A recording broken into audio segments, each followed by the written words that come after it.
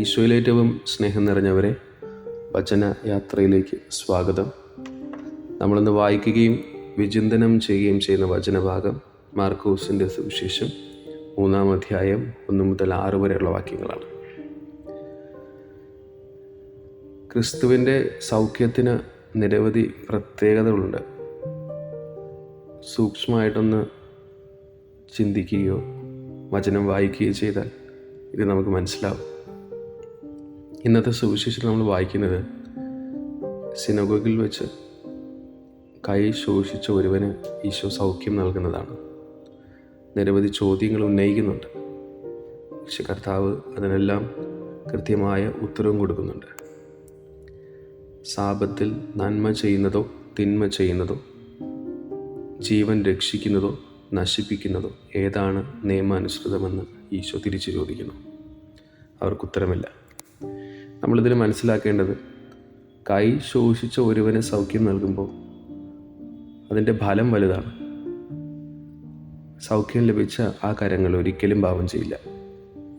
കരങ്ങൾ പാപം ചെയ്യില്ല എന്ന് പറയുമ്പോൾ അവൻ്റെ മനസ്സും ശരീരവും മേലിൽ പാപം ചെയ്യില്ല എന്ന് അടിവരയിട്ട് പറയാനായിട്ട് സാധിക്കും. യേശുവിൻ്റെ സൗഖ്യത്തിൻ്റെ പ്രത്യേകത അതാണ്. ഒരിക്കൽ സൗഖ്യം കിട്ടിക്കഴിഞ്ഞാൽ പിന്നീട് അങ്ങോട്ട് ഒരിക്കലും നമ്മൾ പാപം ചെയ്യില്ല. കർത്താവ് സൗഖ്യം നൽകേണ്ട സമയങ്ങളിൽ കൃത്യമായിട്ട് നൽകി പോകുന്നുണ്ട്. അതിന് കാരണം എനിക്ക് തോന്നിയിട്ടുള്ളത്, ഏറ്റവും കൂടുതൽ ക്ഷതമേറ്റിട്ടുള്ളത് ക്രിസ്തുവാണ്. ആ ഒരു കാര്യത്തെ മാത്രം കർത്താവിനെ തോൽപ്പിക്കാൻ പറ്റില്ല. ഇത്രയേറെ ക്ഷതങ്ങൾ ഏറ്റിട്ടുള്ളത് വേറെ ആരും ഉണ്ടാവുമെന്ന് നമുക്ക് അറിയാം. കാരണം ഈ ക്ഷതങ്ങൾ ഏൽക്കുമ്പോഴും അവന് സൗഖ്യം നൽകുവാനുള്ള ഒരാഗ്രഹം എപ്പോഴും ഉണ്ടായിരുന്നു. അതിന് ഏറ്റവും നല്ല ഉദാഹരണമാണ് പീഡാനുഭവ യാത്രയുടെ തൊട്ടു മുൻപ് പോലും പത്രോസിനാൽ മുറിവേൽക്കപ്പെടുന്ന സൈനികന് സൗഖ്യം നൽകുന്നത്. അത് മനസ്സിൻ്റെ ഉള്ളിലുള്ള ഒരു കാര്യമാണ്, ആരാലും മാറ്റാൻ പറ്റില്ല. നമ്മൾ മനസ്സിലാക്കേണ്ടത്, നമുക്കെല്ലാവർക്കും ക്ഷതങ്ങളുണ്ട്. ചെറുതും വലുതുമായ ജീവിതത്തിലെ ക്ഷതങ്ങളുണ്ട്. സ്വയം മുറിവുകളെ മനസ്സിലാക്കുന്നവൻ മറ്റുള്ളവരുടെ മുറിവുകൾ മനസ്സിലാക്കും. ക്രിസ്തുവിനെ കുറിച്ചുള്ള മുറിവുകളെക്കുറിച്ചുള്ള കൃത്യമായ ധാരണ ഉണ്ടായിരുന്നു. അതുകൊണ്ട് തന്നെ മറ്റുള്ളവരുടെ മുറിവുകളെ മനസ്സിലാക്കുവാനായിട്ട് അവന് സാധിച്ചിട്ടുണ്ട്. നമ്മൾ വിചാരിക്കുന്നതിനേക്കാൾ ക്ഷതങ്ങൾ ഓരോരുത്തരുടെ ജീവിതത്തിലുണ്ട് എന്ന് നമ്മൾ മനസ്സിലാക്കണം. അത് കേൾക്കാനോ മനസ്സിലാക്കാനോ ഒരു കനിവിൻ്റെ അല്ലെങ്കിൽ സമാധാനത്തിൻ്റെ ഒരു സ്പർശനം നൽകാതെ പോകുമ്പോഴാണ് പലപ്പോഴും ഈ ക്ഷതങ്ങളൊക്കെ വ്രണങ്ങളായി മാറുന്നത്.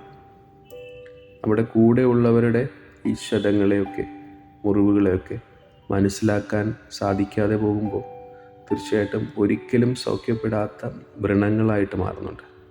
അത് മാനസികവും ശാരീരികവുമായിട്ടുള്ള എല്ലാ രീതിയിലും.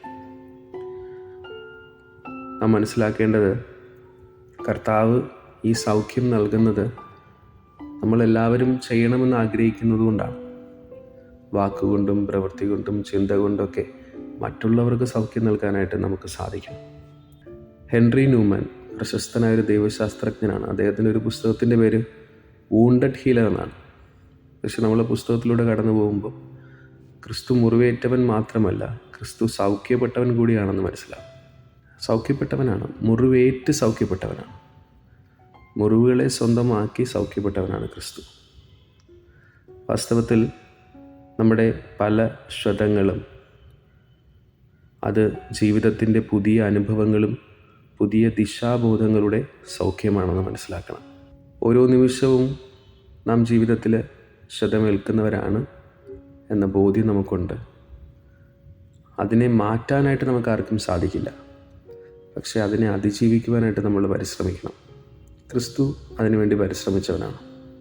കുരിശിൽ കിടന്നുകൊണ്ട് പിതാവിനോട് പോലും യാചിക്കുന്നുണ്ടെങ്കിലും ആ സമയത്ത് ക്രിസ്തു ചെയ്യുന്നത് മധ്യസ്ഥ പ്രാർത്ഥനയാണ്. അടുത്തുള്ളവന് വേണ്ടി പ്രാർത്ഥിക്കുന്നു. നമ്മളെ മനസ്സിലാക്കി മറന്നുകൊണ്ട് മറ്റുള്ളവർക്ക് വേണ്ടി ജീവിക്കുമ്പോൾ ക്രിസ്തു ദൈവം നമ്മളെ മനസ്സിലാക്കും. നമ്മുടെ ക്ഷതങ്ങൾ മനസ്സിലാക്കും, നമ്മുടെ മുറിവുകൾ മനസ്സിലാക്കും, നമ്മുടെ ജീവിതത്തെ മനസ്സിലാക്കും. അവൻ നമ്മളെ സൗഖ്യപ്പെടുത്തുക തന്നെ ചെയ്യും. ദൈവം നമ്മളെല്ലാവരെയും സമൃദ്ധമായി അനുഗ്രഹിക്കട്ടെ.